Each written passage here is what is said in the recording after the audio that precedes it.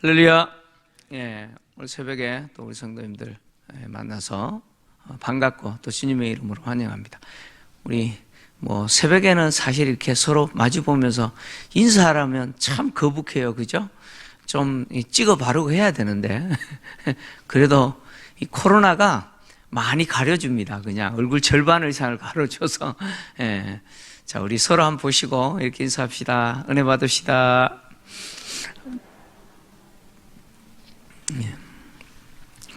비록 현장에는 오지 못했지만 또 영상으로 또 가정에서 고난주간 특세에 참여하시는 성도님들도 또 주님의 이름으로 환영하고 축복합니다.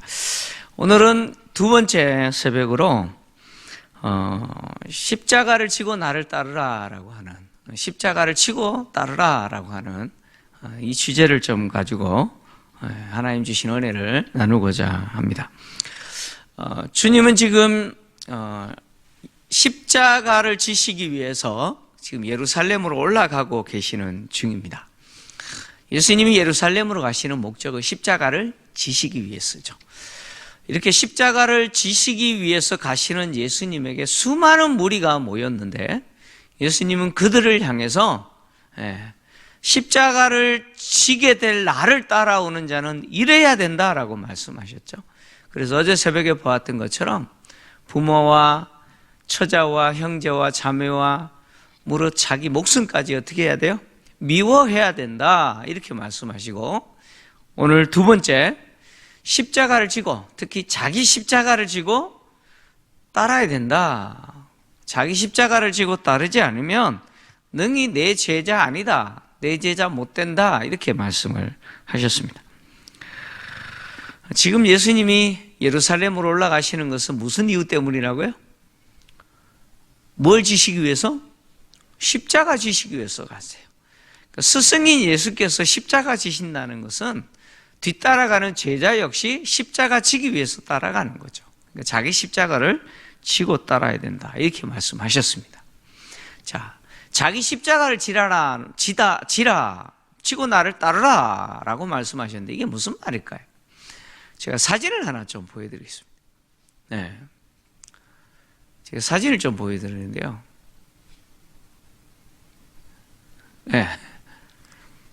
보이시죠? 잘 보이시나요? 저 어제 찍은 겁니다. 어제, 저 장소가, 인천에 가면은, 남동구에 만수동에 가면은, 모래내 시장이라고 있어요. 인천에 살아보신 분들은 아십니다. 모래내 시장 그 사거리입니다. 사거리인데 어제 볼 일이 있어서 인천을 잠깐 갔다가 사거리에서 신호를 기다리고 있는데 한 분이 상복을 저리 입으시고, 상복을 입으시고 저기에서 십자가를 이렇게 지시고 계속 오시는 거예요. 오시다가 저기 이제 사거리 신호가 걸리니까, 횡단보도 신호가 걸리니까 저기 사람들이 많이 있었어요. 신호가 걸리니까 이제 저렇게 신호를 기다리면서 저렇게 바닥에 엎드신 거예요. 하도 제가 신기해가지고 사진을 찍었습니다. 제가 아닙니다. 저 아니에요. 어제 제가 지금 찍은 겁니다. 그러니까 저분은 아마 전도하려고 저렇게 했는 것 같아요. 그 상복을 저렇게 입으시고 퍼포먼스를 하시는지. 제가 그걸 보면서 참 저분 용기가 대단하다. 저기 시장통 입구입니다. 얼마나 사람들이 많은데. 저 시장통 입구에서부터 이렇게 저렇게 메고 오신 거죠. 참 용기는 너무 대단하십니다.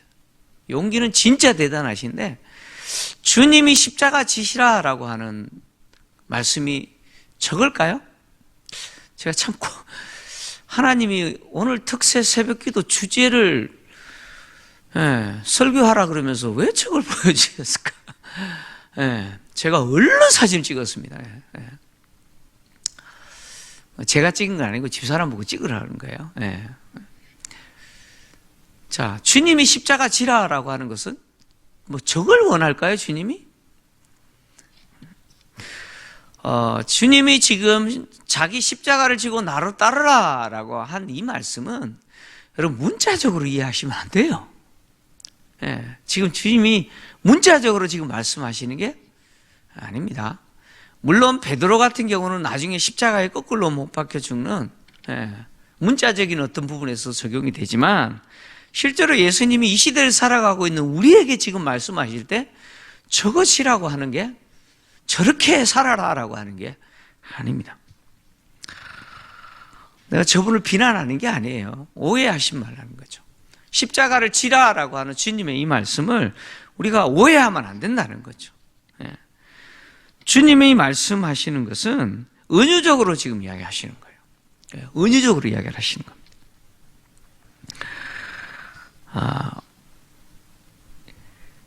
오늘날 십자가 하면은 어때요? 십자가 하면은 별로 그렇게 혐오스럽다 그렇게 생각하지 않죠. 그렇지 않습니까? 그래서 사람들은 십자가를 액세서리로 해가지고 목걸이로 한다든가 그렇게 많이 장식하잖아요. 그죠? 십자가에 대한 혐오감이 없습니다. 그러나 우리는 이 시대의 십자가를 생각하면 안 됩니다. 그 예수님 당시, 1세기 당시 십자가가 그 사람들에게 어떤 대상이냐를 생각을 해야 돼요. 그래야 지금 이 말씀을 하신 예수님의 말씀을 이해할 수 있습니다. 1세기 예수님 시대에 살았던 사람들에게 있어서 십자가는요, 혐오스러운 겁니다. 피하고 싶은 거죠. 보고 싶지도 않는 것입니다. 보고 싶지도 않는 거예요. 십자가 사형 제도는 예수님 당시 로마가 사람을, 특히 로마에 대해서 반역하거나 반란을 일으키거나 이렇게 했던 죄인들에게 사용했던 사형 도구죠. 십자가 사형 언도를 받은 사람은 자기가 죽을 그 십자가를 자기가 지고 죽는 장소까지 갔습니다. 예수님도 당신이 죽는 장소까지 당신의 십자가를 지고 가셨잖아요. 주님은 당신을 따르는 제자들을 향해서 이렇게 십자가를 지고, 자기 십자가를 지고 따르라 이렇게 말씀하셨습니다.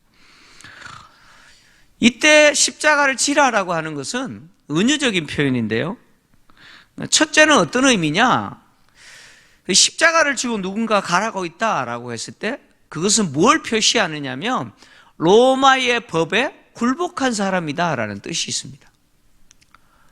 십자가를 지고 지금 가고 있다라고 하는 것은 저 사람은 로마 법에 굴복당한 사람이다, 그런 이야기예요. 지금 십자가는 로마에 대해서 저항하거나 항거한 자를 죽일 때 사용하는 겁니다. 로마에 대해서 저항하고 항거했지만 결국 굴복당해서 어떻게 합니까? 지금 죽기 위해서 가고 있는 거잖아요. 그 십자가를 지고 간다는 것은 로마 법에 굴복한 사람이다라는 것을 표현합니다. 로마는 이렇게 로마가 갖고 있는 힘이 얼마나 대단한지를 십자가 형을 통해서 과시했습니다. 그러니까 로마의 권위를 과시한 거죠. 특히 십자가에 사람을 죽이는 것을 통해서 로마에 항거하지 말라라는 경고의 차원에서 그렇게 했습니다. 그래서 당시 사람들에게 십자가를 진 사람은 로마에 의해서 죽임을 당하는 사람, 즉 로마법에 굴복당한 사람이죠. 예수님 역시 십자가를 지시고 십자가에 달리셨을 때 빌라도가 내린 사형 판결, 땅땅땅 사형 판결에 의해서, 로마가 선언한 사형 판결에 의해서 십자가를 지시고 십자가에 죽으신 거죠. 다시 말하면 예수님 역시 로마 법에 굴복당한 사람이죠. 예수님도 로마 법에 굴복당하신 거예요. 근데 예수님이 로마 법에 굴복당하셨을 때 그것은 예수님이 힘이 없었기 때문이 아니에요. 다른 수많은 십자가에 달려 죽는 죄수들은 힘이 없어서 벗어날 수 없어서 로마법에 잡혀서 굴복당하여 죽었지만 예수님의 경우는 힘이 없어서 그렇게 죽은 것이 아니죠. 아닙니다. 예수님은 스스로 당신이 죽는다고 하셨어요. 이 말은 무슨 이야기냐면 예수님은 스스로 로마법에 굴복하신 거죠. 예수님은 로마법에 스스로 굴복하신 거예요. 굴복당한 것이 아니라 굴복하신 거예요. 예수님이 로마법에 굴복하신 이유가 뭡니까? 그것은 누구의 뜻이셨어요? 아버지의 뜻이었어요. 그래서 겟세마네 동산에서 주님이 기도하실 때 이 십자가를 지는 것은 아버지께서 아들이신 예수님에게 마시라고 주신 잔이었습니다. 잔이었어요. 예수님은 이 잔을 할 수만 있으면 피하기를 원하셨죠. 아버지여, 할 수만 있다면 이 잔을 피하게 하십시오. 내가 마시지 않게 하시기 원합니다. 그러나 마지막에는 뭐라고 하셨어요? 내 원대로 마시고 아버지 원대로 되기를 원합니다. 주님은 하나님이 정하신 잔이기 때문에, 마셔라 하신 잔이기 때문에 로마법에 굴복하여 이 십자가의 잔을 마시는 거죠. 다시 말하면 이 십자가는 예수님에게 있어서는 로마법에 굴복한 것이지만 더 정확하게 하나님에게 굴복한 것이죠. 예수님이 십자가를 지셨다라고 하는 것은 누구에게 굴복하셨다고요? 하나님에게 굴복하신 거죠. 굴복하신 거죠.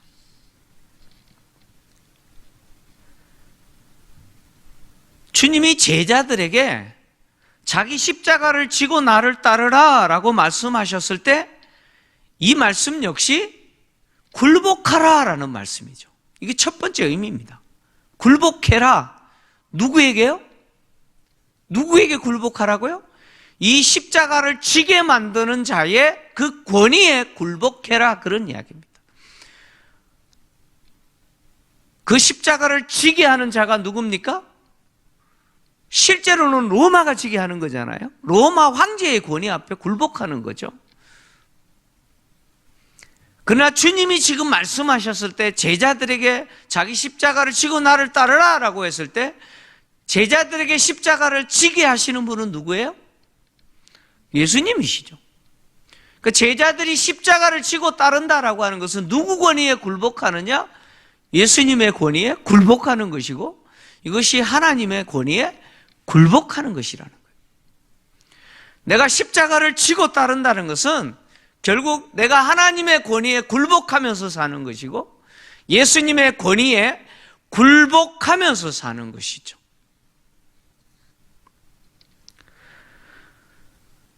바울은 십자가를 지고 주님을 따르는 제자가 어떤 사람인지를 아주 정확하게 표현했습니다.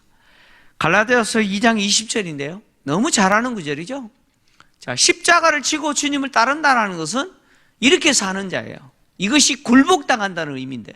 자, 한번 같이 읽겠습니다. 시작. 내가 그리스도와 함께 십자가에 못 박혔나니 그런즉 이제는 내가 사는 것이 아니요 오직 내 안에 그리스도께서 사시는 것이라. 이제 내가 육체 가운데 사는 것은 나를 사랑하사 나를 위하여 자기 자신을 버리신 하나님의 아들을 믿는 믿음 안에 사는 것이다. 아멘. 내가 사는 게 아니라는 거예요. 십자가를 진다라고 하는 것은 무슨 의미냐? 나에게 십자가를 지게 만드신 그분에게 굴복하는 것인데 그것은 나는 죽고 누구는 사는 거예요?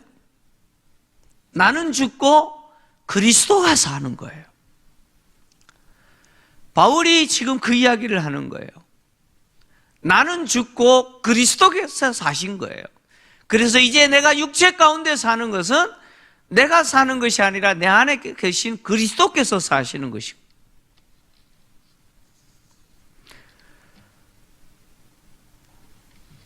예수님이 십자가를 지고 나를 따르라, 자기 십자가를 지고 나를 따르라, 그렇지 않으면 내 제자 아니다, 이렇게 말씀하셨을 때 이 말씀이 처음이냐? 아닙니다. 요 앞에 누가복음 9장에 가면 예수님이 먼저 한 번 더 이야기하셨어요. 누가복음 9장 23절입니다. 누가복음 9장 23절 같이 읽겠습니다. 시작. 또 무리에게 이르시되 아무든지 나를 따라오려거든 자기를 부인하고 날마다 제 십자가를 지고 나를 따를 것이니라. 아무든지 나를 따라오려거든 조건이 뭐냐? 자기 부인하라는 거죠. 그리고 자기 십자가 지고 따르라 라고 하셨어요.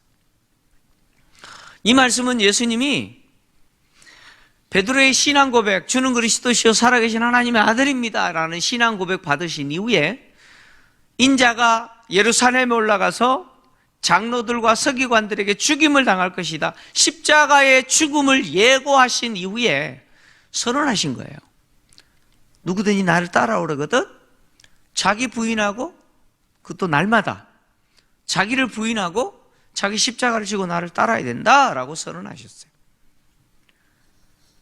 자기 부인이 뭐예요? 나는 죽고 누구는 산 거예요? 자기를 부인한다는 것은 나는 죽었다는 거죠. 나는 없고 누구는 계세요? 주님이 계신다는 거예요. 바울이 고백했던 것처럼 내가 산 것이 아니라 내 안에 그리스도께서 사시기 때문에 내가 지금 육체 가운데 사는 것이다 라고 고백하는 것이죠. 나에게 십자가를 치라라고 말씀하신 그분에게 굴복하는 것, 그것은 나를 부인하는 것이죠. 나를 부인하는 거예요.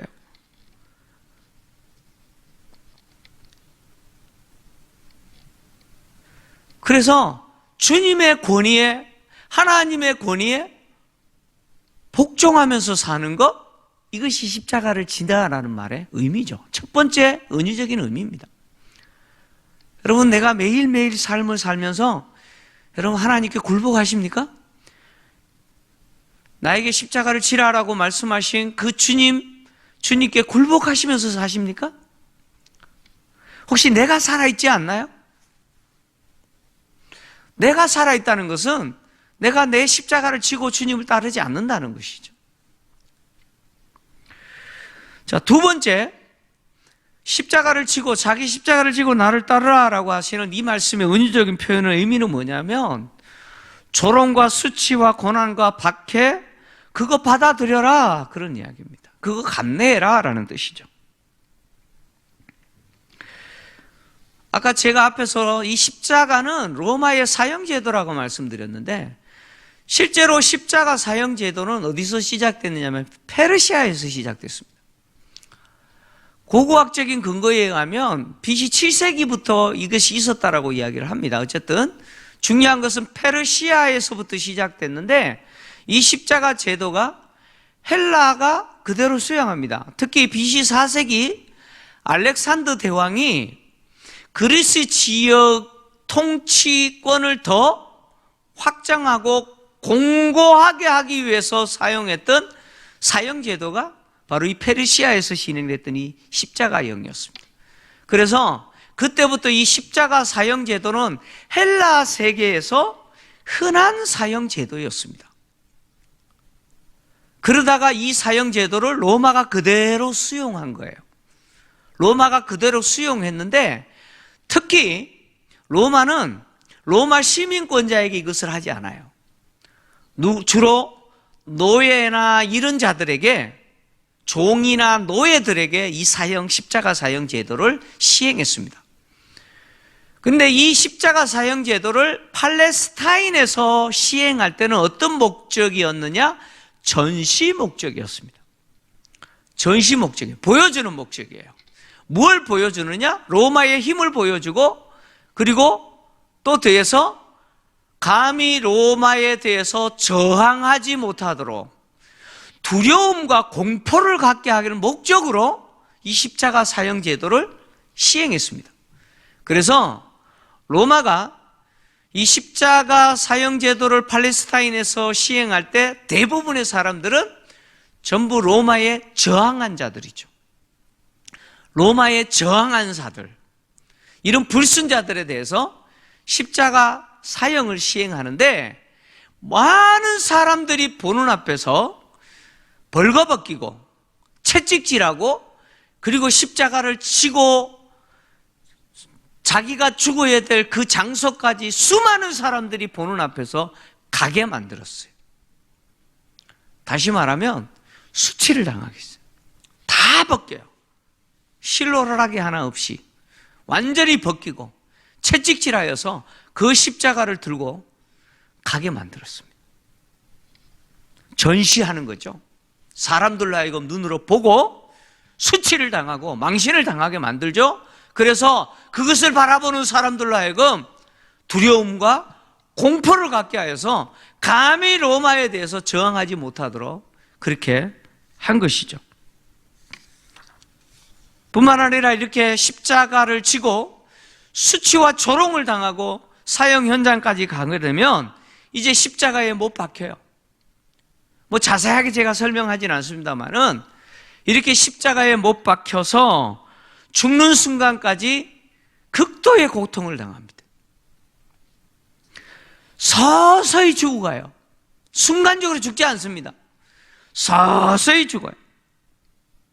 그래서 십자가에 달린 사람이 어떤 경우는요, 며칠을 죽지 않고 버텼다고 합니다. 한번 생각해 보세요. 며칠 동안 십자가에 매달려서 죽어갑니다. 그래서 십자가 이 사형제도는 사형제도 가운데 가장 잔인한 사형제도였습니다. 그래서 로마의 유명한 철학자이면서 정치이면서 시인이었던 키케로라고 하는 사람 아시죠? 키케로는요, 뭐라고 이야기하느냐? 로마인들은 몸과 눈과 마음까지 십자가를 지워야 된다, 이렇게 이야기합니다. 아예 십자가는 보지도 말아야 된다, 이렇게. 너무나 잔인한 것이기 때문에. 세네카라는 사람, 유명한 사람 아시죠? 세네카라는 사람은 뭐라고 이야기했냐면 십자가를 뭐라고 표현했느냐? 저주받은 나무다, 이렇게 표현했어요. 그 십자가 나무를 뭐라고 표현했느냐? 그 나무 중에도 저주받은 나무라고 표현했어요. 그만큼 끔찍한 것이었습니다. 그래서 십자가에 달린 죄수는 긴 시간 동안 서서히 죽임을 당합니다.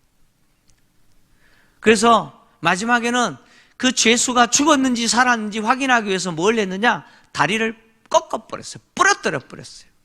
확인하는 거죠. 근데 예수님은 다리를 꺾지 않았어요. 왜요? 이미 죽으셨기 때문에. 대신 한 것이 뭡니까? 창을 갖고 옆구리를 찔렀어요. 물과 피가 쏟아졌다 그랬습니다. 확인한 거예요. 죽었는지 살았는지.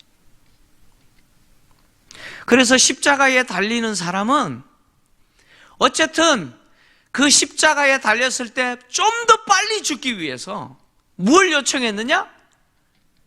채찍질을 많이 해달라고 요청을 하는 거예요. 여러분, 패션 오브 크라이스트라고 하는 영화를 제가 보여주고 싶지만 너무 새벽에 충격적이기 때문에 안 보여드립니다. 보시면요, 예수님 채찍질 당한 모습 보이시죠? 당시 그 채찍은요, 그 가죽끈 끝에 동물의 뼈 조각이나 아니면 금속 조각이 붙어 있어서 채찍질 할 때마다 살점이 찢어져서 나섭니다. 살점이 찢어져요. 그러니까 채찍질을 많이 당한다는 것은 뭘 말하느냐? 피를 많이 흘린다는 거예요. 그러면 십자가에서 좀 더 빨리 죽어요. 그래서 빨리 죽기를 원하는 사람들은 많이 때려달라는 거예요. 그만큼 고통스러운 죽음이 십자가의 죽음이죠. 십자가를 진다는 것은 바로 이런 수치와 조롱과 이런 고난과 박해 있다는 거죠. 예수님이 십자가를 지고 자기 십자가를 지고 나를 따라오라 라고 하셨을 때 이 십자가는 이런 조롱과 수치 그리고 이런 고난과 박해 그거 받아들이라는 거예요. 내가 예수님을 믿는다라고 했을 때 그 믿음은 이런 것들이 반드시 있을 거라는 것을 받아들이라는 거예요. 예수님을 따르는 자는 이런 자기 희생 각오해야 된다는 거예요. 이런 희생 없는 예수 따름 없다는 것이죠.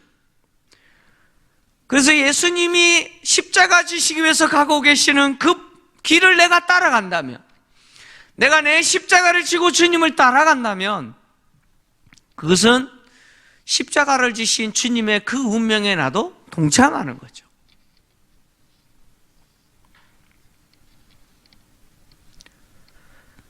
예수님이 십자가를 지시고 조롱과 수치를 당하시고 고난과 박해를 받으셨다면 동일하게 십자가를 지고 예수님을 따라가는 제자 역시 조롱과 수치와 박해와 고난을 당해야 되죠. 그게 제자죠.